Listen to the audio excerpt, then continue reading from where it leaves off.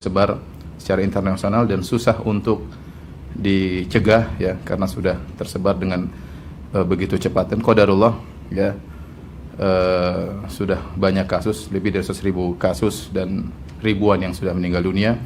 Ini bukan perkara yang sepele dan qadarullah juga masuk ke negeri kita, terutama di Jakarta, dan kita dengar setiap hari bertambah ya orang-orang jumlah yang terkena virus COVID-19 tersebut. Maka ada beberapa hal yang perlu kita ketahui. Yang pertama, permasalahan fikih berkaitan tentang masuk atau keluar dari kota yang terkena wabah ya. Masuk atau keluar dari kota yang terkena wabah. Hal ini sudah diajarkan oleh Nabi kita Nabi Muhammad sallallahu alaihi wasallam. Dalam hadisnya kata Nabi sallallahu alaihi wasallam, "Fa idza sami'tum bihi bi ardin fala taqdumu alaihi." Jika kalian mendengar taun ya, salah satu dari bentuk wabah menimpa di suatu daerah, maka janganlah kalian mendatangi daerah tersebut. Wa idza waqa'a bi ardin wa antum biha, dan jika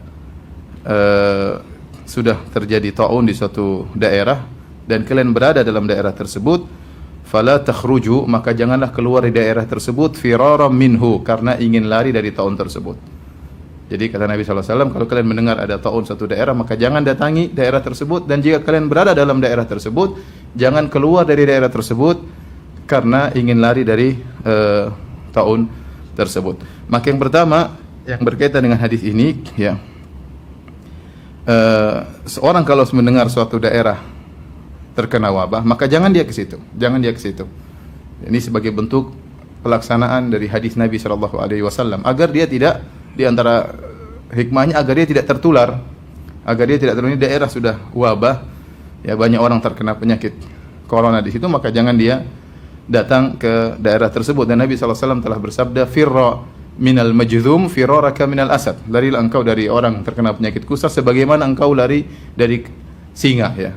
Nabi sampai menyuruh orang lari dari penyakit menular seperti firaraka minal asad, seperti kau lari dari singa. Berarti ini kesungguhan ya. Namanya orang kalau ketemu singa dia pasti takut dan dia pasti berusaha lari sejauh-jauhnya.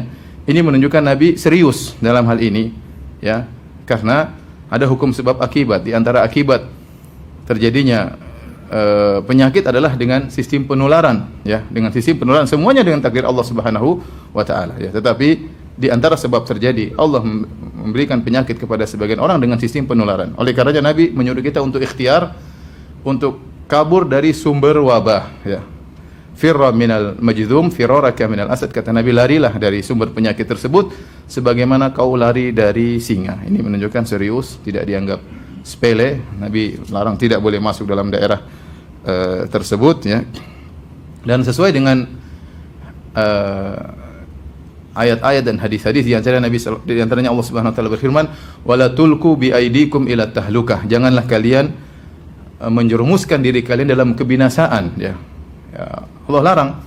Kalau kita tahu itu berbahaya, kalau kita tahu itu bisa menimbulkan kebinasaan, maka jangan ke area tersebut ya. Ini yang pertama, dari orang luar maka jangan masuk ke area wabah ya. Dan kalau kita mau praktekkan seperti sekarang, jika memang kondisi Jakarta sudah parah ya, sudah pemerintah memandang atau pihak-pihak yang terkait yang mengerti tentang akan hal ini memandang bahwasanya Jakarta sudah harus lockdown misalnya ya, dan semisalnya, maka tidak boleh ada orang datang ke sini. Orang luar jangan masuk ke sini. Ya, tidak boleh masuk ke areal sini. Ya, misalnya ada keluarga mau datang ke Jakarta, kita bilang jangan. Kenapa? Karena pemerintah memandang ini sudah bisa rawan terkena penyakit, dan juga ya agar mudah penanganannya. Kalau ada yang datang kemudian terkena, kemudian dia keluar lagi, maka semakin tersebar virus tersebut dan sulit untuk ditangani. Ini semua adalah bentuk ikhtiar yang diajarkan dalam syariat Islam. Maka saya katakan penerapannya, kalau kita di Jakarta ada yang mau kunjungi kita bilang enggak ya, nanti lain kali ya. Bulan depan mudah-mudahan ya. Bulan depan atau 2 pekan lagi mudah-mudahan, kalau sudah diizinkan oleh pemerintah ya, kondisi sudah kondusif, maka silakan untuk datang mengunjungi kita. Adapun sekarang maka jangan. Kemudian yang kedua, sebaliknya, barang siapa yang berada dalam areal wabah tersebut, maka dia tidak boleh keluar dari lokasi tersebut, ya. Fala takhruju firaran minhu, kata Nabi, jangan kalian keluar dari areal tersebut karena ingin lari dari penyakit tersebut. Maka tidak boleh keluar dari areal wabah. Kita yang sudah berada di daerah yang dihukumi ya sumber wabah dan sudah mulai tersebar di berbagai tempat, bahkan saya dengar di setiap kecamatan ada yang terkena penyakit corona, ya, maka jangan kita keluar dari daerah ini, ya. Jangan keluar, sebisa mungkin jangan keluar, karena ada beberapa hikmah yang disebutkan oleh para ulama. Yang pertama yaitu agar tidak memperluas penularan. Yang pertama agar tidak memperluas penularan. Apalagi orang tersebut sudah kena penyakit, ya. Yang tidak kena penyakit saja, yang belum divonis terjangkiti positif virus corona tidak boleh keluar, apalagi yang sudah divonis positif virus corona, ya. Karena Nabi SAW bersabda, la turidu al-mumridha 'ala al-musih. Nabi SAW mengatakan, jangan kalian membawa onta yang sakit kepada onta yang sehat, ya.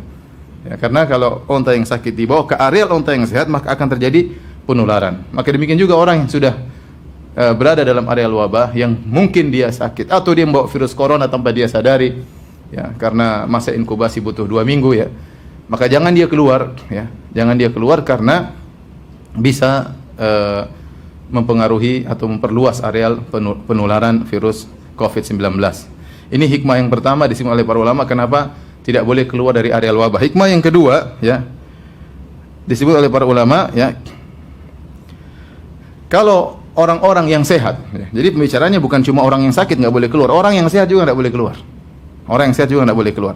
Kalau semua yang sehat kabur dari daerah tersebut, ya, kemudian pergi meninggalkan daerah tersebut, yang kuat yang tidak tertular, maka lantas siapa yang mengurusi orang-orang yang sakit? Mereka butuh diperhatikan. Tatkala mereka sakit butuh diperhatikan, tatkala mereka meninggal dunia juga butuh diperhatikan, butuh disolatkan, butuh dikuburkan.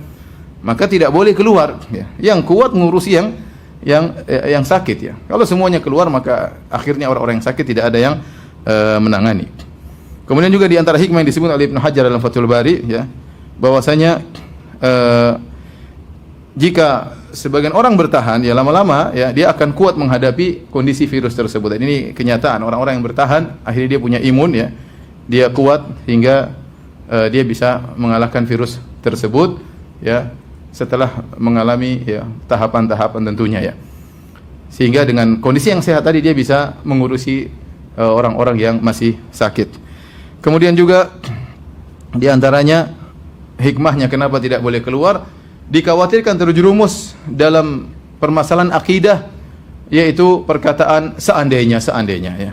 Karena Nabi SAW melarang, Nabi mengatakan, ya, bahwasanya jika seorang melakukan sesuatu ternyata tidak sesuai dengan keinginannya, fala taqul law anni fa'altu kadza lakana kadza wa kadza. Maka jangan dia berkatakan seandainya saya melakukan demikian tentu sudah begini-begini. Fa inna law taftahu amala syaitan. Karena law seandainya akan membuka pintu syaitan. Kenapa orang yang keluar kemudian dia akhirnya selamat, seandainya dia selamat, dia akan berkata, ya, seandainya saya tidak keluar, saya tentu akan terkena penyakit. Ya, ini apa namanya? Dilarang, ya. Dilarang. Ya, kemudian juga yang di dalam sudah terkena penyakit, dia akan berkata, seandainya saya keluar tadi saya mungkin selamat. Sehingga membuka law seandainya dilarang dalam agama. Mungkin dia selamat dari virus, tetapi dia terjerumus dalam kesalahan dalam akidah, ya, dalam kesalahan dalam akidah. Yang terakhir para ulama menyebutkan di antara hikmah kenapa tidak boleh keluar dari daerah yang terkena wabah, karena orang yang sabar di daerah yang terkena wabah dia bisa mendapatkan pahala mati syahid, ya. Apakah dia meninggal ataukah dia terjangkiti dan dia selamat, atau dia sehat, selama dia bersabar di daerah yang terkena wabah, ya, bersabar, tidak mengeluh sama sekali, ya, dia tahu ini semua takdir Allah Subhanahu wa taala. Dia mengatakan lan yusibana illa ma kataballahu lana, tidak akan menimpa kami kecuali yang sudah ditakdirkan oleh Allah Subhanahu wa taala, maka dia akan mendapatkan pahala mati syahid. Dan sebagaimana pernah saya jelaskan dalam tulisan sebelumnya tentang bahwasanya meninggal karena wabah corona dihukumi mati syahid, ya, maka orang yang mendapatkan pahala mati syahid bukan cuma yang mati syahid, ya, bahkan yang tidak mati syahid, selama dia bersabar, dia menerima takdir Allah Subhanahu wa taala, tidak mengeluh sama sekali, dia juga bisa mendapatkan pahala mati syahid, ya. Ibnu Hajar Al-Haytami rahimahullah berkata, anna ajra syahid innama yuktabu liman lam yakhruj min baladi ta'un. Sungguhnya pahala orang mati syahid hanyalah ditetapkan bagi orang yang tidak keluar dari daerah wabah. Wa aqama qasidan thawaballahi subhanahu wa ta'ala, dan dia menetap di daerah tersebut berharap ya pahala dari Allah subhanahu wa ta'ala. Rajian sidqa wa'dihi, dan dia berharap janji Allah subhanahu wa ta'ala. Arifan annahu in waqa'a lahu aw sarafahu anhu fahuwa bitakdirillahi, dan dia ngerti dan dia sadar kalau dia terkena penyakit itu takdir Allah Subhanahu wa taala, kalau dia terhindar dari wabah tersebut juga karena takdir Allah Subhanahu wa taala. Ghairu mutadajjir bihi in waqa'a bihi, dan jika dia terkena penyakit dia tidak mengeluh, maka ini yang mendapatkan pahala mati syahid ya. Terlepas apakah dia meninggal atau tidak. Oleh karena sebenarnya virus ya atau wabah ini adalah musibah, tapi dia juga ujian ya bagi orang yang bersabar menghadapinya ya, meyakini semua takdir Allah Subhanahu wa taala, tidak mengeluh ya dengan apa yang terjadi, maka dia bisa mendapatkan pahala mati syahid. Bahkan Nabi sallallahu alaihi wasallam menghukumi orang yang keluar dari areal wabah karena ingin lari dari virus tersebut, dari wabah tersebut, maka dihukumi dengan dosa besar, seakan-akan dia lari dari medan pertempuran. Kata Nabi SAW, al-far minat ta'un kal-far minaz zahaf. Seorang yang lari dari ta'un, dari wabah, seperti orang yang lari dari medan pertempuran. Dan lari dari medan pertempuran termasuk dosa besar. Ya, Nabi SAW mengatakan, ijtanibu sab'am minal mubiqat. Ya, jauhilah dari 7 dosa-dosa yang membinasakan. Rasulullah SAW sebutkan di antaranya, ya, al-firar minaz zahaf, yaitu lari dari medan pertempuran. Lari dari medan pertempuran. Oleh karenanya ini hukum syar'i. Kalau daerah kita sudah ya terkena, divonis oleh pemerintah misalnya ini daerah wabah ya, dan mulai tersebar wabah, kita nggak boleh keluar. Kita nggak boleh keluar ya. Kalau keluar karena takut penyakit tersebut, lari dari apa? Lari dari medan pertempuran. Dosa besar. Dosa besar ya. Bersabar kalau kita selamat ya, dengan izin Allah. Kalau kita terkena dan kita sabar, kita mendapatkan pahala mati syahid ya. Baik, berikutnya yang dilarang lari dari lokasi wabah adalah jika dia keluar dari daerah wabah tersebut karena ingin menghindar dari penyakit. Karena ingin menghindar dari penyakit. Nabi SAW mengatakan firaran minhu, yaitu dia fala takhruju firaran minhu. Jangan dia keluar dari daerah tersebut karena ingin kabur dari wabah tersebut. Tetapi kalau dia keluar karena ada keperluan lain, kata para ulama enggak mengapa. Contoh, ternyata dia keluar, misalnya kita di Jakarta terjadi wabah sudah di mana-mana, kita keluar bukan karena ingin kabur dari penyakit, tapi karena ada keperluan, misalnya menjenguk orang tua atau apa ya, atau ada pekerjaan yang memang sudah dijadwalkan dan kita masih bisa keluar, bukan karena takut dari penyakit ya, maka tidak termasuk dalam larangan tersebut, kata para ulama. Dan itu yang maha tahu hanyalah Allah Subhanahu wa taala.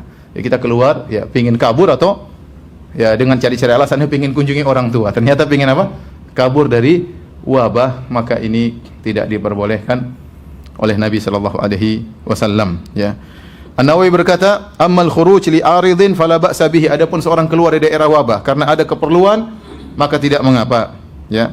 Wattafaqu ala jawazil khuruj bi syughlin wa gharadin ghairil firar. Dan Imam Nawawi rahimahullah berkata, para ulama sepakat boleh seorang keluar dari daerah wabah ya karena ada keperluan ya, atau karena pekerjaan, selama bukan karena ingin lari dari penyakit. Kalau ingin lari dari virus, maka dia terjerumus dalam dosa besar.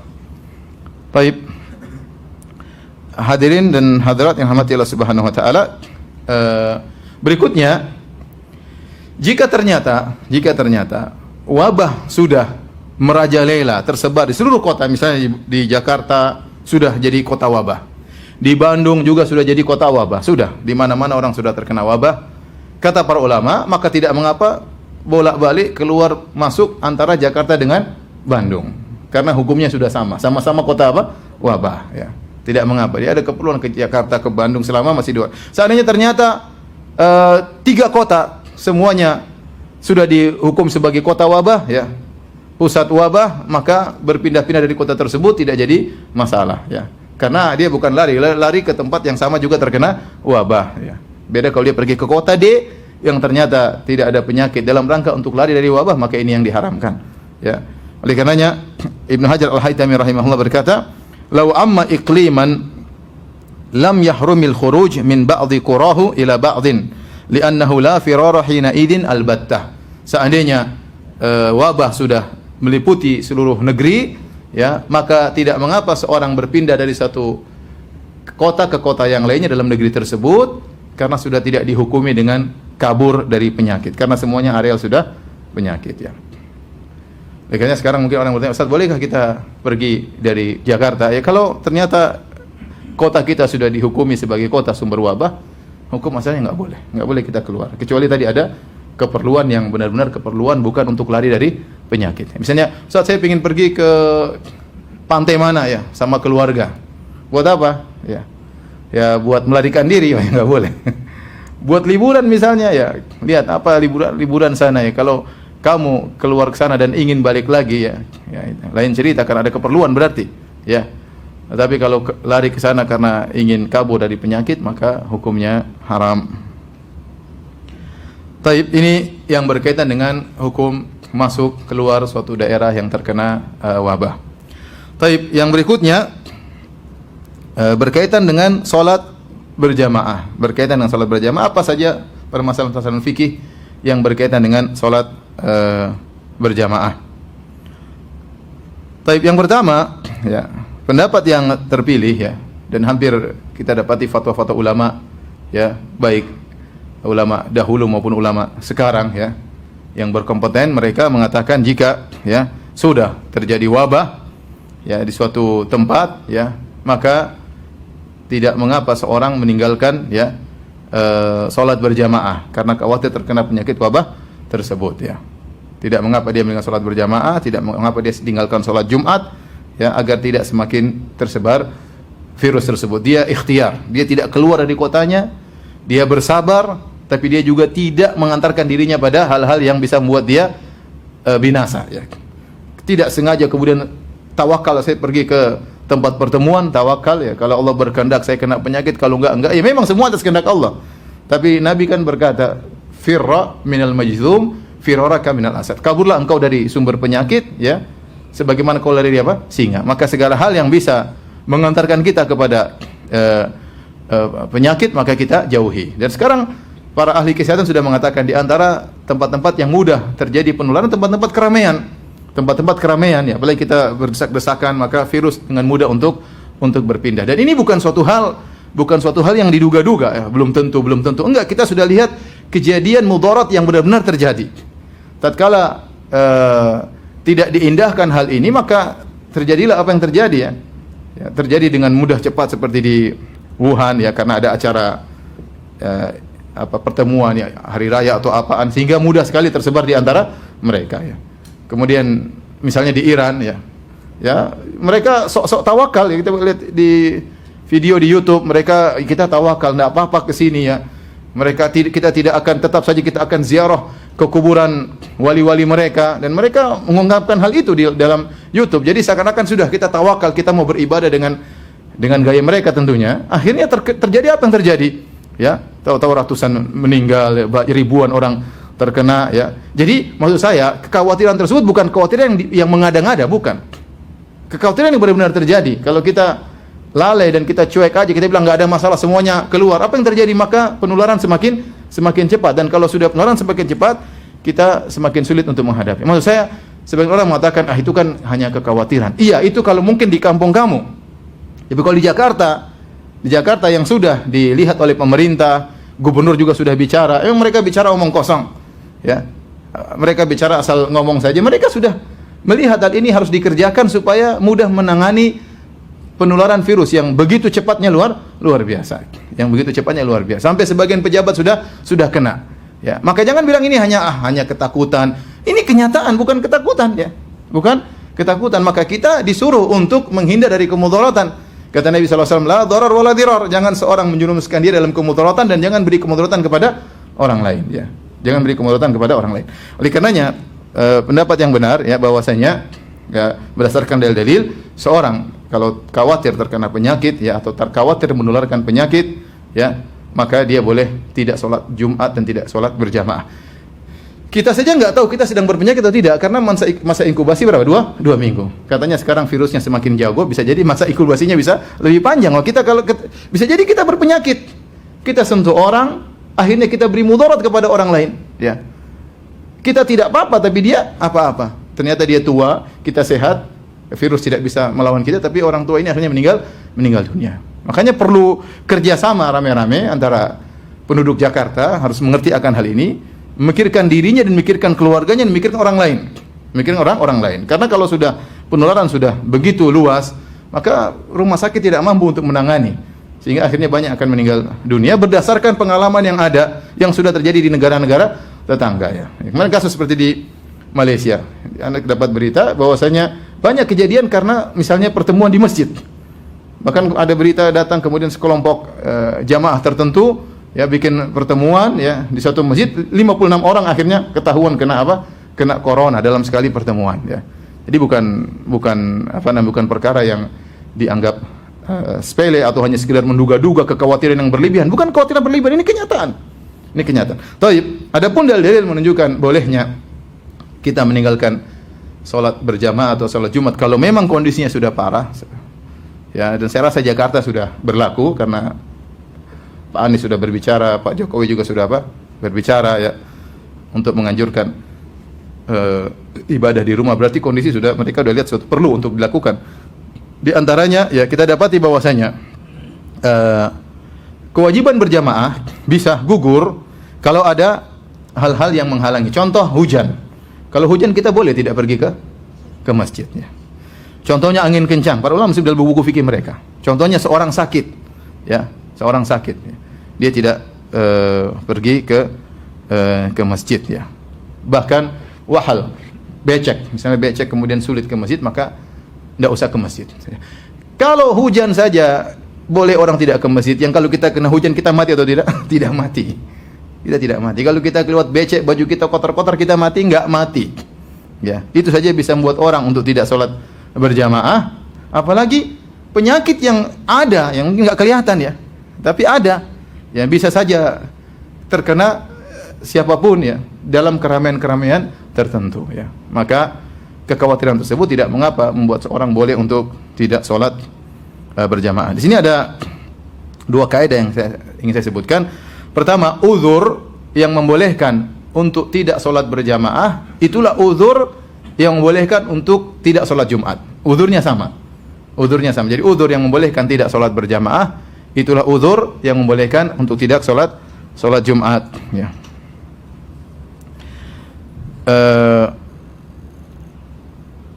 Dikatakan dalam buku Madzhab Syafi'iyah, a'dzarun fi tarkil jamaah ya a'dzarun fi tarkil jum'ah. Uzur-uzur untuk meninggalkan salat berjamaah dialah uzur untuk meninggalkan salat Jumat. Ya, fala tajibul jum'atu ala khaifin ala nafsihi. Maka tidak wajib Jumatan bagi orang yang khawatir tentang dirinya. Khawatir dirinya terkena kemudaratan ya. Entah mungkin ada musuh, entah apa, takut terkena penyakit misalnya. Au malihi, atau khawatir suatu keburukan menimpa hartanya. Wala alaman fi tariqihi matar, demikian juga orang yang di jalan menuju masjid ada hujan, maka tidak mengapa dia salat di rumah, tidak harus salat Jumat dan tidak harus salat apa? Salat berjamaah. Wala alaman lahu maridun yakhafu daya'ahu, demikian juga seorang yang sedang ngurusi orang sakit, dia khawatir salat Jumat nanti orang ini bisa tambah parah penyakitnya atau meninggal atau yang lainnya, maka tidak perlu dia salat Jumat. Ini yang pertama. Jadi uzur yang boleh membuat kita meninggalkan salat berjamaah, itulah uzur yang bolehkan kita untuk meninggalkan salat Jumat. Dua hal yang satu pembahasan. Kemudian kaidah yang kedua, uzur-uzur tersebut dikiaskan oleh para ulama. Datang dalam sebagian hadis misalnya karena hujan ya. Tetapi para ulama mengumumkan, kenapa kita tidak ke masjid karena hujan? Karena masyaqqah syadidah, karena ada sesuatu yang memberatkan. Kita keluar basah kuyup misalnya, ya sudah enggak usah salat berjamaah. Ya, ternyata ini sebab ini untuk meninggalkan salat berjamaah bukan hanya pada masalah hujan, tapi diumumkan oleh para ulama, dikiaskan dengan sebab-sebab yang lain ya. Karenanya Nawawi berkata, inna babal a'dzar fi tarkil jum'ah wal jama'ati laisa makhsusan. Bahwasanya uzur-uzur untuk meninggalkan salat Jumat dan untuk meninggalkan salat berjamaah bukan uzur yang khusus, bal kullu ma lahiqa bihi masyaqqatan syadidatan fahuwa uzrun. Bahkan semua perkara yang bisa menimbulkan kesulitan ya, maka itu adalah uzur untuk meninggalkan salat berjamaah, untuk meninggalkan salat Jumat. Kemudian beliau berkata wal wahalu min hadza, di antaranya becek ya. Itu di antara uzur yang bolehkan seorang untuk meninggalkan salat berjamaah dan salat Jumat. Maka ya, kalau hujan saja bisa jadi uzur ya. Kalau becek saja, kalau kita lihat misalnya sendal kita penuh dengan becek, kotor, itu saja bisa menjadikan uzur, apalagi penyakit yang bukan penyakit biasa. Ini penyakit yang bisa menimbulkan apa? Kematian. Bukan hanya penyakit yang menimpa kita. Kalau sudah menimpa kita, menimpa keluarga kita. Bukan hanya menimpa keluarga kita. Kalau kita tidak sadar, ternyata kita bawa virus, menimpa bisa orang sekitar kita, orang kampung yang mungkin ya kita akhirnya karena kita tidak perhatian, akhirnya kita menularkan penyakit kita kepada dia. Kasihan ya. Oleh karenanya ini tidak mengapa, dengan sebab kekhawatiran terkena virus corona, maka boleh seorang meninggalkan salat berjamaah dan salat Jumat. Al-Mardawi, salah seorang ulama dari mazhab Hambali, dalam kitabnya Al-Insaf, beliau berkata, ini nas dari para ulama. Ulama berkata, wa yu'dharu fi tarkil jum'ah wal jama'ati al-marid. Orang yang sakit diberi uzur untuk boleh meninggalkan salat Jumat dan salat jamaah bila niza', tanpa ada khilaf di kalangan para ulama. Wa yu'dharu aidan fi tarkihima li khaufi hudutsil marad, dan juga dibolehkan seorang meninggalkan salat berjamaah dan salat Jumat karena takut munculnya penyakit. Karena takut munculnya apa? Penyakit. Dan ini persis seperti yang kita hadapi. Persis seperti kita hadapi. Seandainya penyakit tersebut penyakit yang ringan ya, misalnya mungkin flu, ya kita nggak ada masalah ya. Bahkan tatkala terjadi penyakit wabah, misalnya DBD, demam berdarah, kita nggak begitu takut karena ya masih jelas sumbernya di mana, ciri-ciri orangnya bagaimana. Tapi corona lain, ya. Orang bisa terkena penyakit, dia tidak kelihatan ciri-cirinya, masih beberapa hari dia baru kena, tapi dia sudah bisa menyebarkan virus. Ya, ini kalau orang kena DBD ya mungkin misalnya ada penyakit menular tertentu kelihatan dia mulai batuk-batuk. Ya, ternyata orang yang terkena virus corona tidak langsung dia seperti itu. Dia bisa sehat seminggu pertama, atau bisa dia bahkan sehat terus, tetapi ternyata dirinya sudah membawa penyakit ya. Maka tentu ini hal lebih mengerikan, dan ternyata penyakit tersebut bisa menimbulkan kematian, Maka jika seorang meninggalkan salat Jumat atau salat berjamaah karena ketakutan akan hal ini, maka dibolehkan ya. Demikian juga tatkala kita salat, sekarang prakteknya kita salat, terkadang kita paranoid.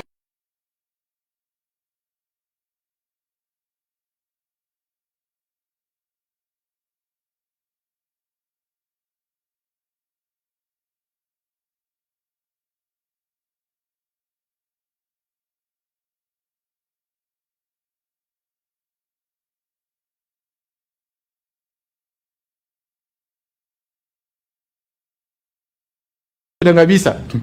Ya udah, tapi maksudnya tetap saja ada pikiran apa? Terganggu, kita kekhawatiran itu ada. Ya kalau Nabi SAW mengatakan la ta'ama la salata li hadrati ta'am, tidak ada salat berjamaah kalau makanan sudah hadir. Kenapa? Karena khawatir tidak khusyuk. Makan dulu kata Nabi SAW. Wala wa huwa yudafil akhbathan, orang yang menahan buang air besar, buang air kecil, menahan angin, maka tidak ada salat berjamaah baginya, suruh buang hajat dulu. Kenapa tidak ada salat berjamaah baginya? Karena dia khawatir apa? Terganggu pikirannya, terganggu, tidak khusyuk. Apalagi kemudian kita salat, was-was dalam diri kita. Ya, was-was dalam syariat tidak membani kita untuk seperti ini. Untuk kemudian nekat ya. Meskipun was-was, tapi saya katakan, saya berbicara tentang diri saya saja ya, tetap saja ada apa? Was-was ya. Sebelumnya ya, sekitar 4 minggu yang lalu saya pergi ke Singapura ya. Sudah ada orang terkena virus. Saya pergi ke Johor, sudah ada orang kena virus corona di sana. Tapi saya tidak ada paranoid ya, karena saya maksudnya belum separah yang disebutkan sudah ada orang-orang kena penyakit corona. Tapi begitu saya sudah di sini, kemudian ada pengumuman dari pemerintah secara resmi, jumlah yang semakin bertambah, belum lagi ada laporan-laporan di luar dari laporan pemerintah misalnya, maka ya wajar kalau kemudian orang apa? Khawatir. Itu wajar ya. Maka ini di antara hal yang menguatkan, ya sudah, kalau daripada kamu sholat was-was terus ya. Was-was terus, ada orang tiba-tiba samping, aduh, bingung kita gini gimana ini? Mau kita ya. Kemudian dia misalnya kemudian dia bersin keluar, kita jadi gelisah ya. Sudah, mending di rumah aja. Ya, sholat juga was-was ya. Mau sholat imamnya batu-batu, Biasanya kalau imam sudah batu, jamaahnya latah, batu-batu semuanya. Dan kita akhirnya was-was ya. Wajar, kita manusia ya. Mau diapain? Maka tidak mengapa kita sholat di rumah. Dan ini juga berdasarkan kaidah daf'ul mawdhar muqaddamun ala jalbil masalih. Bahwasanya menolak kemudaratan diutamakan daripada mendatangkan kemaslahatan. Memang sholat berjamaah maslahat ya. Ada yang mengatakan wajib sholat berjamaah, ada yang mengatakan sunnah. Sholat Jumat juga maslahat. Tapi kalau ada mudarat yang bukan mudarat yang dipersangkakan, tapi benar-benar terjadi ya. Seandainya kita mengatakan semua sholat nggak ada masalah, ya, bisa jadi parah. Ini coba mungkin ada yang mengatakan tidak mengapa sholat berjamaah, sholat Jumat kerjakan saja ramai, pengajian kerjakan saja nggak ada masalah. Coba kalau kita nggak peduli dengan seruan pemerintah, semua bikin pengajian, ya bisa jadi virus makin tersebar. Ya. Kamu aja penakut, saya enggak. Ya kalau kamu saja misalnya bikin pengajian, mungkin enggak parah. Tapi kalau semua orang tidak mengindahkan anjuran pemerintah, saya bikin pengajian sehari 3 kali, rame sana, rame sini, rame ustadz yang fulan lagi, yang ustadz lain juga demikian. Sholat berjamaah rame terus, ya benar. Khawatir kenyataannya dan sudah terjadi di negara lain. Ya. Saya dapat Malaysia di antara sebab terjadi penyebaran virus adalah di masjid-masjid. Ya. Ada saya bilang tadi pertemuan kelompok orang bikin pengajian akhirnya terkena apa? Terkena virus. Ini terjadi. Ya. Maksud saya kekhawatiran itu bukan kekhawatiran yang mengada-ngada, tapi benar-benar terjadi dan sudah terjadi di negara-negara tetangga kita. Dan bisa saja, waliyadzubillah, bisa saja kita juga mengalami seperti apa yang mereka rasakan. Taib. Alhamdulillah ada fatwa dari ulama Al-Lajnah Ad-Daimah yang dikeluarkan pada tanggal 7 Rajab 1441 Hijri atau 12 Maret 2020 berkaitan dengan fatwa-fatwa tentang orang-orang terkena berkaitan dengan corona. Ya, kita tahu di Saudi belum separah seperti Kuwait ya. Itu pun pemerintah Arab Saudi kemudian langsung menutup orang-orang tidak boleh umrah. Ya. Kita nggak bilang kemana orang Saudi, kenapa nggak tawakal, biarkan saja orang umrah, nggak bisa. Ini perkaranya nggak gampang. Bayangkan kalau pintu umrah dibuka, meskipun dengan pemeriksaan yang ketat. Karena masalahnya tadi saya katakan, orang kena corona tidak mesti nampak dia tanda-tandanya. Dia mungkin kelihatan sehat, dia tidak bersin. Ternyata tubuhnya kuat, imunnya kuat, virus corona nggak bisa apa-apa. Tapi dia bawa. Kemudian dia umrah, singgol sama orang macam-macam. Kemudian Mekah menjadi sumber wabah. Apa kata dunia? Apa kata orang-orang non-Muslim misalnya? Lihat Mekah sebagai sumber apa? Sumber penyakit. Maka saya bilang pemerintah Arab Saudi serius, itu bagus ya. Ya kita juga termasuk orang-orang yang tidak bisa umrah. Padahal saya punya jadwal umrah di depan ada 3 jamaah. Semua menerima karena mereka tahu apa yang tindakan yang diambil oleh pemerintah Arab Saudi sudah benar. Padahal mereka tidak ramai, maksudnya tidak terjangkiti seperti kita, seperti di Jakarta, tidak seperti di Kuwait ya. Kalau di Kuwait sudah parah ya, sampai salah seorang ulama bernama Syekh Utsman Khamis ya, beliau sempat menyampaikan pengajian beberapa minggu sebelumnya. Beliau mengatakan sudah bertawakal, tidak apa-apa kita ke masjid, nggak ada masalah, jangan khawatir, yang penting kita berdoa. Kemudian beliau cabut pernyataan beliau beberapa hari lalu. Beliau mengatakan kita ikut pendapat para majelis ulama di Kuwait, tidak boleh ada yang ke masjid. Beliau cabut. Kenapa? Kondisi semakin apa? Semakin parah. Maka saya katakan hukumnya tidak sama mungkin Jakarta dengan tempat lain.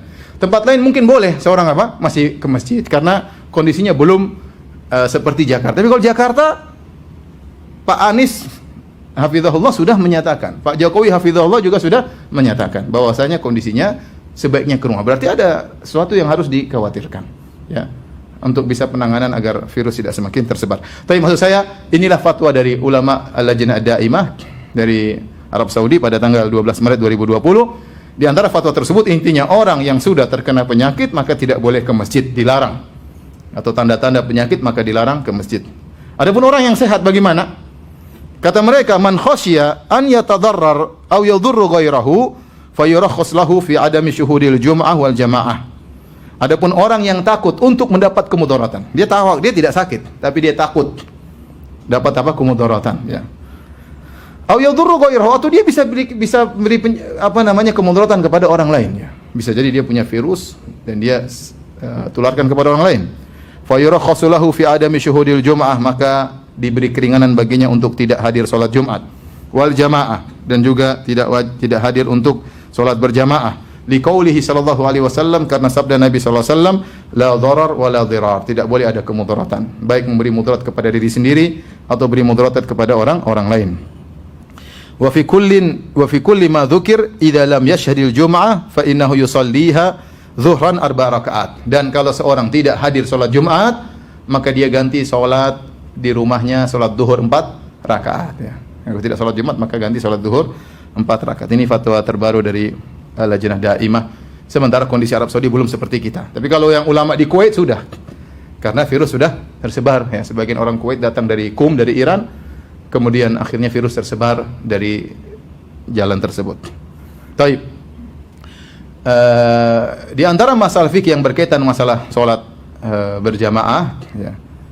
Apakah boleh seorang muadzin tatkala kondisi wabah sudah semakin parah, kemudian ada penegasan dari pemerintah untuk mengucapkan ala sallu fi rihalikum atau sallu fi buyutikum, salatlah di rumah kalian ya. Maka boleh tentunya ya. Boleh tentunya ya, sebagaimana kalau datang hujan atau angin kencang, maka seorang muadzin boleh menambahkan dalam azannya sallu fi buyutikum, salatlah kalian di rumah-rumah kalian. Salatlah misalnya hujan kencang, salat di rumah ya, dan itu sunnah mengucapkan demikian. Demikian angin kencang atau sesuatu yang berbahaya, sallu fi buyutikum, salatlah di rumah-rumah kalian ya. Maka demikian juga kalau sudah wabah dikhawatirkan ya, dengan berkumpul di masjid bisa menimbulkan perkumpulan apapun ya, mau di masjid mau dimanapun ya, bisa menimbulkan penularan, maka tidak mengapa seorang muadzin mengucapkan sallu fi buyutikum. Saya ingatkan lagi bahwa ini hukum berbeda satu kota dengan kota yang lainnya. Mungkin misalnya kota di mana, di Lombok ya, tentu tidak sama Jakarta. Mereka belum apa-apa, silakan jalankan kegiatan seperti biasanya ya. Ya, karena yang bisa menentukan itu parah atau tidak pemerintah. Ya, mereka yang punya peralatan dan punya sistem untuk mengetahui ini sudah pada tingkatan berbahaya atau tidak, perlu melarang masyarakat untuk berkumpul atau tidak. Kita tinggal taat kepada apa? Pemerintah. Kalau pemerintah mengatakan sudah hindari perkumpulan, ibadah di rumah masing-masing, ya kita kerjakan saja. Apalagi MUI ternyata juga sudah mengeluarkan apa? Fatwa. Kemudian di antara permasalahan fikih, bolehkah salat memakai masker? Ya. Hukum asal salat memakai masker atau menutup mulut, ya, atau menutup mulut begini, salat sambil diam atau dengan menutup sesuatu di mulut, hukum asalnya makruh, ya. Dalam satu hadis Rasulullah SAW melarang an yughtiya rajulu fahu, melarang seorang menutup mulutnya tatkala sedang salat. Apa hikmahnya? Khilaf di kalangan para ulama mazhab. Ada yang mengatakan seperti ulama Hanafiyah, maksudnya orang yang beribadah sambil menutup mulut seperti orang-orang Majusi, dan kita dilarang untuk bertasyabbuh meniru orang Majusi. Ya. Kemudian juga ada yang mengatakan ini adalah bentuk gulu, berlebih-lebihan dalam ibadah. Makanya wanita juga kalau sholat jangan pakai cadar ya. Ngapain sholat pakai cadar? Ya sudah. Kalau sholat buka cadarnya, kecuali di depan para lelaki yang bukan mahramnya, dia boleh sholat pakai cadar karena ada keperluan. Tapi kalau di rumah jangan pakai cadar. Bentuk gulu fiddin, berlebih-lebihan, ekstrim dalam beragama. Sebagian ulama lagi mengatakan sholat sambil menutup wajah adalah bentuk takabur, kesombongan. Intinya ini ilah sebab yang disebut oleh para ulama ada 3 selama saya baca tadi. Pertama karena tasyabuh dengan orang-orang Majusi yang beribadah sambil menutup mulut. Yang kedua adalah berlebihan dalam agama. Yang ketiga adalah takabur, bentuk sombong dalam beribadah. Beribadah kita buka wajah di hadapan Allah Subhanahu wa taala. Tapi para ulama 4 mazhab mengatakan hukumnya makruh. Kalau seorang salat tutup mulutnya, salatnya tetap sah dan dia melakukan suatu hal yang makruh. Tidak sampai pada haram, apalagi membatalkan salat. Tetapi kalau ada keperluan, maka tidak mengapa seorang salat sambil menutup mulutnya. Di antaranya disebutkan oleh banyak ulama, di antaranya Al-Khattabi, misalnya seorang tatkala dia menguap, maka dia boleh tutup mulut. Kan sunahnya seorang menguap tutup apa? Mulut. Dalam salat dia menguap, dia tutup mulut. Boleh karena ada keperluan. Kemudian juga ulama yang lain menyebutkan di antara keperluan, misalnya seorang bekerja, pekerjaannya membutuhkan tutup mulut, ya. Dia tidak lepas setelah dia bekerja, mungkin ada apa-apa, atau dia pekerjaannya di tengah padang pasir yang debu sana sini, maka dia sholat sambil tutup mulutnya, tutup hidungnya, nggak ada masalah. Demikian juga karena penyakit, baik khawatir terkena virus atau khawatir menularkan virus, maka tidak ada masalah seorang sholat sambil menutup mulutnya atau menutup hidungnya. hukum asalnya makruh, tetapi kalau ada kebutuhan maka hilang kemakruhan tersebut. Kemudian masalah berikutnya, hukum kunut nazilah di saat wabah menyebar.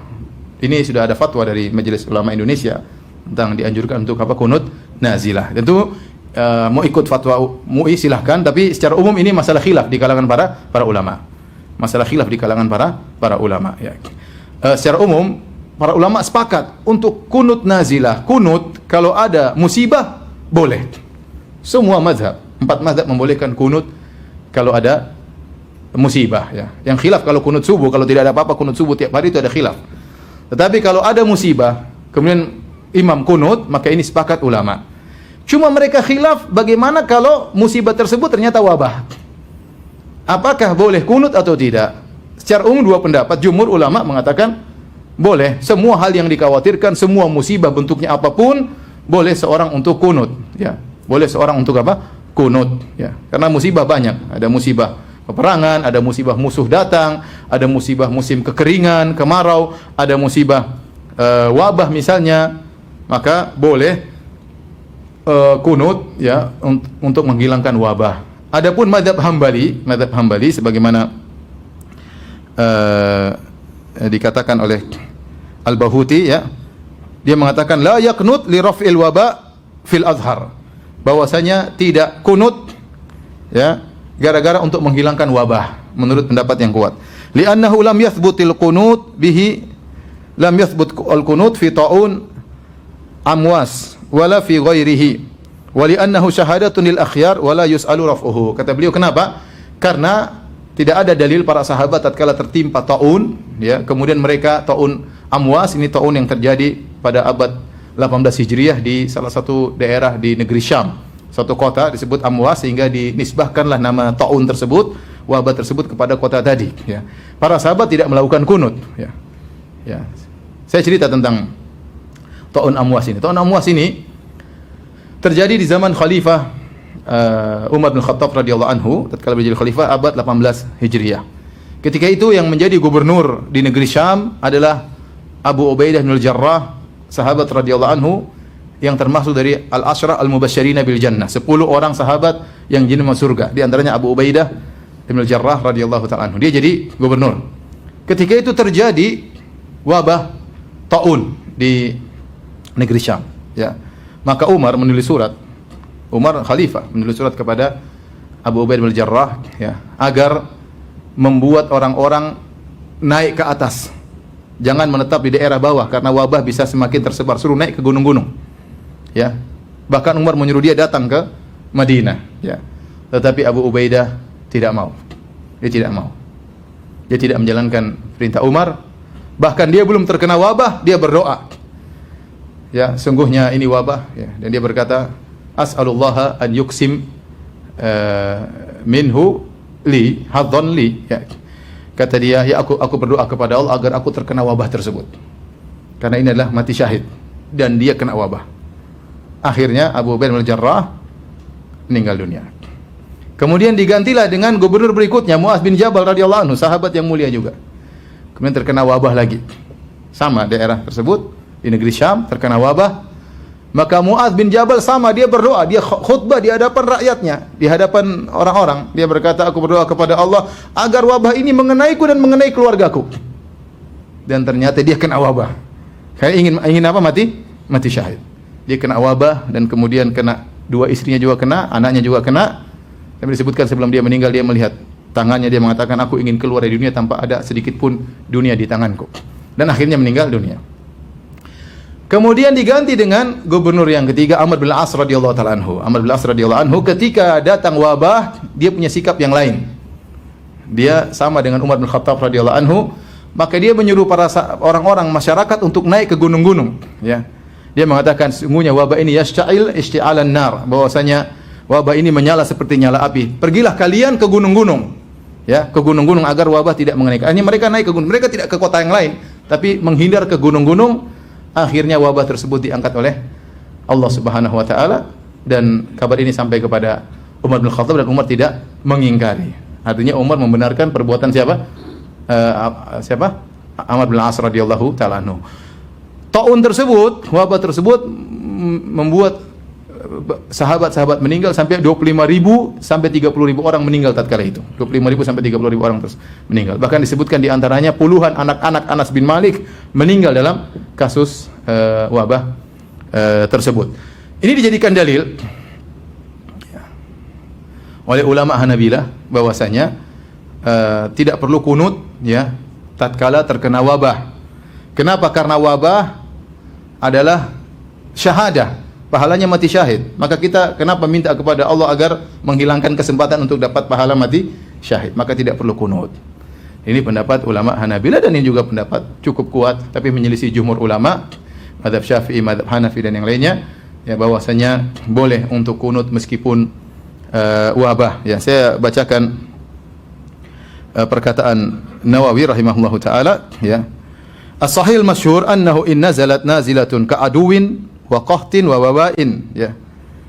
Wa atshin wa dhararin zahir fil muslimin wa nahwi dzalik qanatu fi jami' shalawatil maktubah. Pendapat yang masyhur ya bahwasanya jika terjadi musibah menimpa kaum muslimin, baik datangnya musuh yang menyerang atau musim kemarau atau wabah atau kehausan yang luar biasa atau kemudaratan apapun, maka boleh mereka kunut salat dalam salat 5 waktu. Dan ini juga disebut oleh Syirbini dalam Mughnil Muhtaj ya, yusannul kunutu ba'da tahmid fi i'tidali akhiratin sa'iri ay baqi al-maktubat lin nazilah allati nazalat ka'an nazala bil muslimin khaufun aw qahtun aw waba'un aw jaradun aw nahwaha.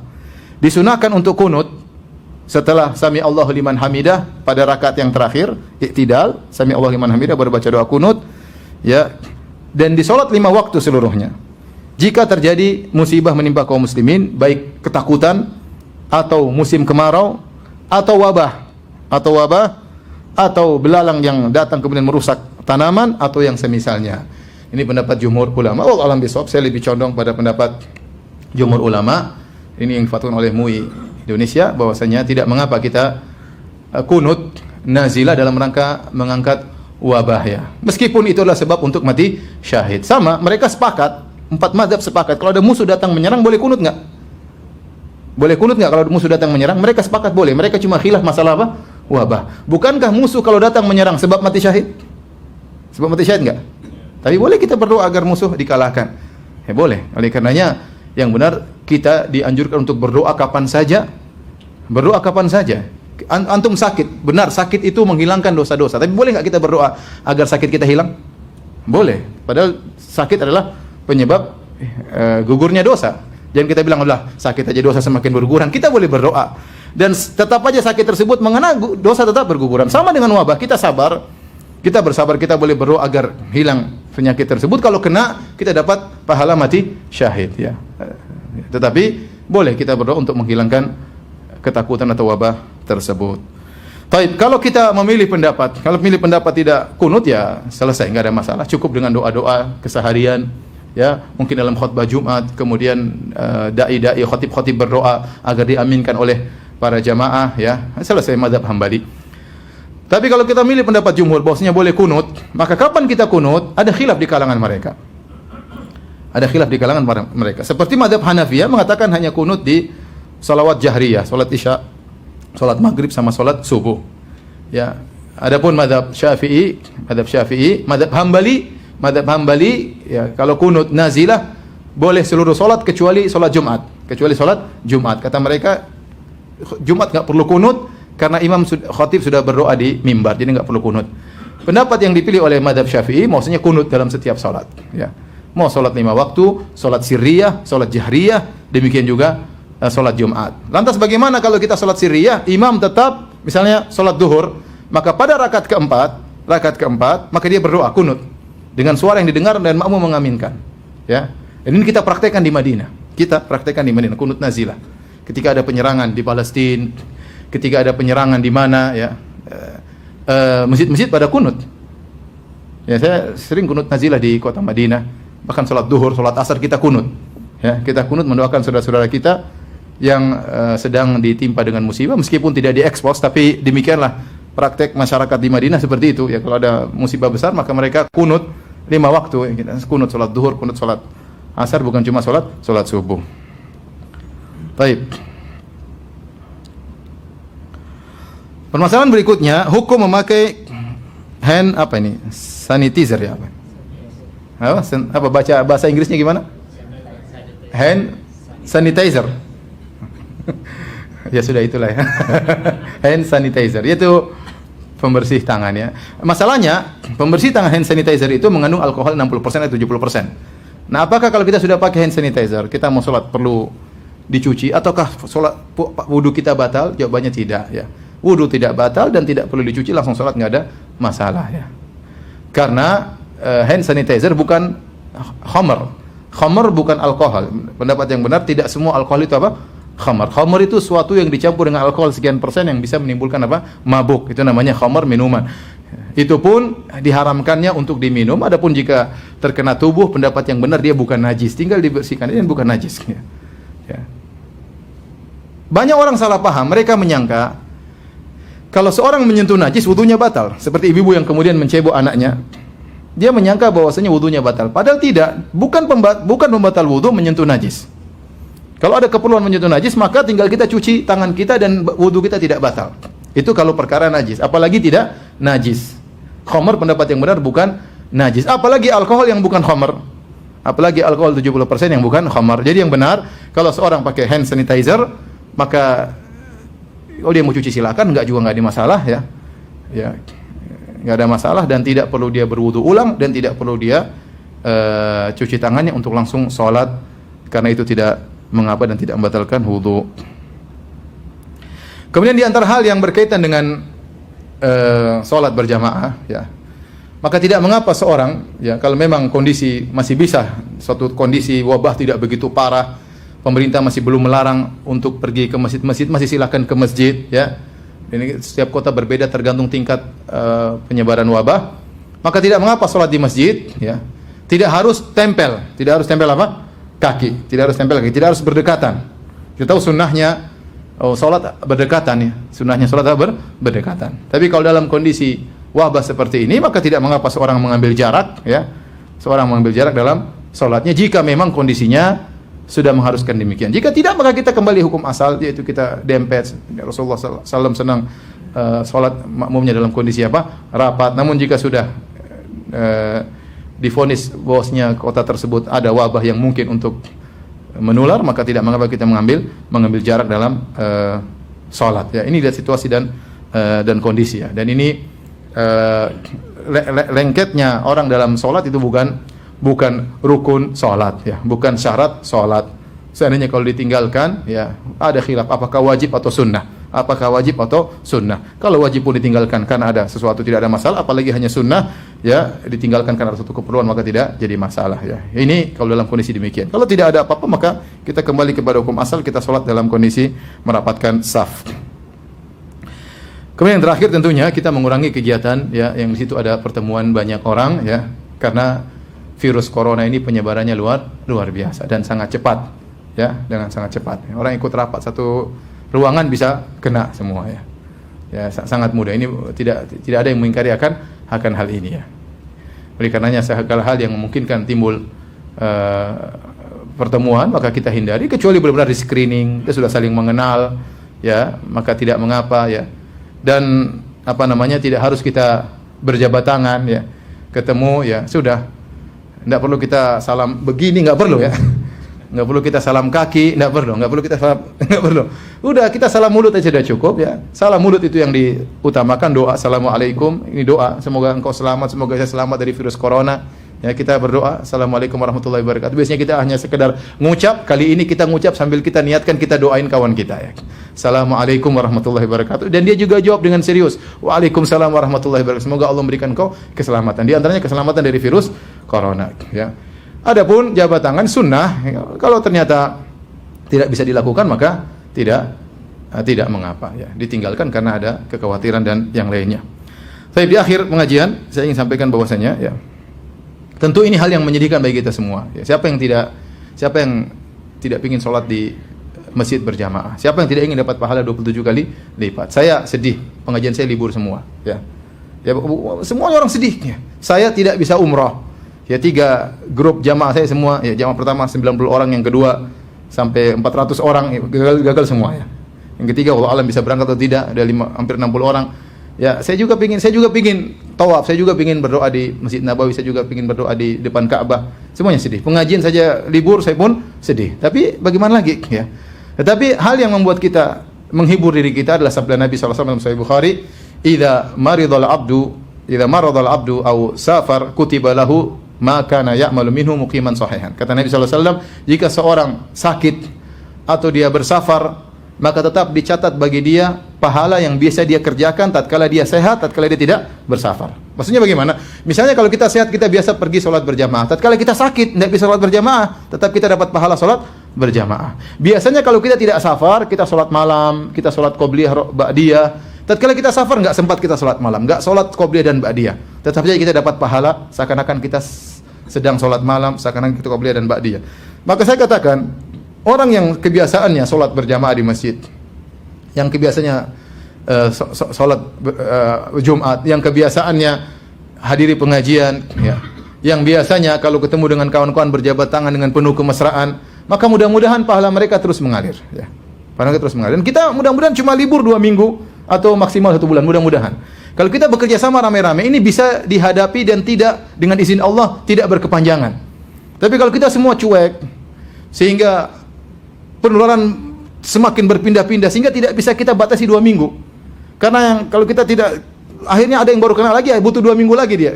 Ada yang kena lagi setelah 2 minggu, butuh lagi 2 minggu, akhirnya berkepanjangan. Tapi kalau kita rame-rame berusaha menjalankan arahan dari pemerintah, ya, dan insya Allah mereka serius, ya, tidak, ini berdasarkan data-data yang mereka miliki, ya, maka mudah-mudahan dalam 2 minggu, 3 minggu, sebulan, ya, kegiatan kita yang sekarang kita liburkan, ya, kebahagiaan yang biasanya kita rasakan, ya, bisa kembali lagi, ya. Dan ini adalah ujian dari Allah Subhanahu wa taala. Kita ingat kepada Allah Subhanahu wa taala, "Wala nabluwannakum bi syai'in minal khaufi wal ju'i wa naqsin minal amwali wa anfusi wath thamarat wa basyirus sabirin." Kata Allah, sungguh kami akan menguji kalian dengan sedikit, ya, kurangnya harta, kurangnya hasil bumi, buah-buahan, meninggalnya sebagian orang-orang yang dicintai, ya. Sedikit ujian, tidak banyak, maka wasyirus sabirin, berilah kabar gembira kepada orang-orang yang sabar. Maka di akhir pengajian ini saya ingatkan kepada diri saya sendiri sebagai pemateri dan juga kepada para pemirsa sekalian untuk bertakwa kepada Allah Subhanahu wa taala. Silakan, ya, selain kita berusaha ikhtiar dengan sebab duniawi, materi, ya, dengan menghindari tempat-tempat keramaian, kemudian juga dengan menggunakan hand sanitizer misalnya, dan hal yang lain yang tidak berjabat tangan. Jangan lupa sebab paling utama adalah sebab ukhrawi, yaitu berdoa. Jangan lupa doa zikir pagi petang, kemudian doa-doa spesial tentang corona atau penyakit seperti Allahumma inni a'udzubika, ya, min sayyi'il asqam. Ya Allah, aku berlindung kepada Engkau dari apa? Sayyi'il asqam, penyakit-penyakit yang buruk, ya. Seperti Allahumma inni a'udzubika min munkaratil akhlaq wal a'mal wal ahwa wal adwa. Ya Allah, aku berlindung kepada Engkau dari munkaratil adwa, dari penyakit-penyakit yang mungkar, yaitu yang mengerikan, yang tidak biasanya, ya, seperti wabah dan yang lainnya, ya. Kemudian juga doanya di antaranya Allahumma inni a'udzubika, ya, min ya Allah, aku berlindung kepada Engkau min zawali ni'matik wa tahawwul afiyatik wa fuji'at nikmatik wa jami'i sakhatik. Yang artinya, Allah, aku berlindung kepada Engkau dari hilangnya kenikmatan yang Kau berikan kepadaku. Kenikmatan sehat, kenikmatan. Wa tahawwul afiyatik, dan aku berlindung kepada Engkau dari perubahan sehat menjadi apa? Sakit, ya. Kita berlindung kepada ini. Di antara doa-doa khusus spesial selain zikir dan pagi dan petang untuk bisa menyelamatkan kita dari corona. Dan jangan lupa silakan baca tulisan Syekh Abdul Razak hafizahullah taala tentang 10 sebab untuk terhindar dari corona. Di antaranya kita bertakwa kepada Allah.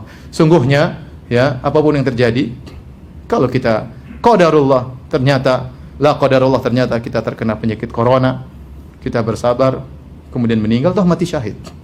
Lihat para sahabat tadi, bahkan mereka ingin meninggal karena apa? Penyakit wabah, ya. Ya. Kita tidak iman seperti mereka mungkin. Tidak berdoa, ya Allah, kenakanlah aku corona. Kita enggak seperti mereka, ya. Ya. Tetapi kalaupun terkena, kita bersabar, ya. Kita enggak tahu kalau kita hidup lebih panjang, apakah kebaikan yang kita lakukan atau kemaksiatan yang kita lakukan.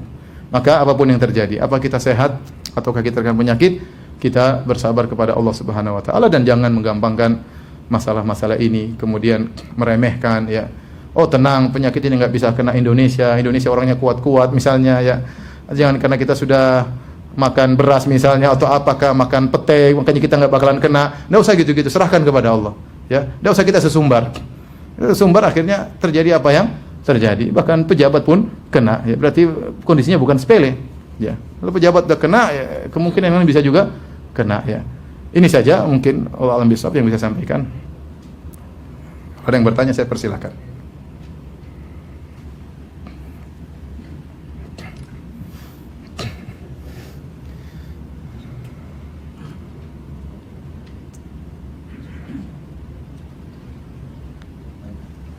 Materi yang saya sudah sampaikan semuanya sudah ada di insyaallah di bekalislam.com, bekalislam.com insyaallah nanti disebarkan linknya. Apa yang saya sampaikan semuanya sudah ada di situ, tinggal bisa dibaca kembali.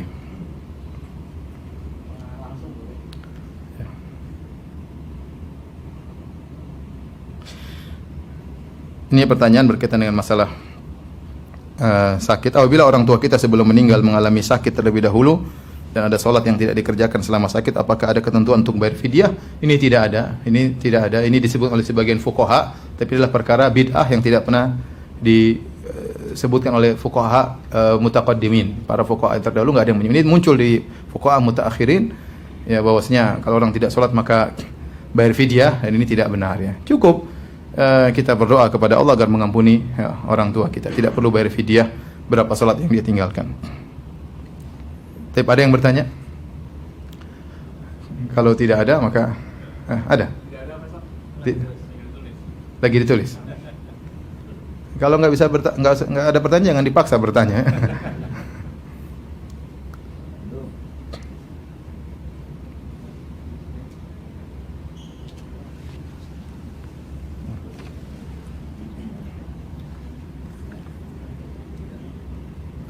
Ustaz, bagaimana kalau mayat meninggal karena corona? Bagaimana cara pengurusannya? Ya itu kembali kepada, saya kurang tahu, tapi bagaimana pihak kesehatan menghadapi kasus seperti ini. Jelas dikubur ya, bukan dibakar ya. Jelas siapa dikubur. Mungkin perlu penanganan khusus, misalnya dimasukkan dalam plastik tertentu atau apa, nggak ada masalah. Ini darurat semuanya ya.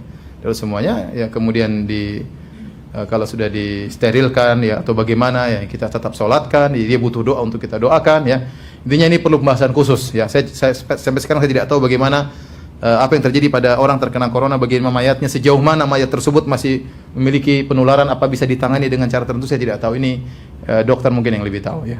Di balik itu tentu ada fikih tersendiri. Allah alam bisawab. Ada lagi yang bertanya?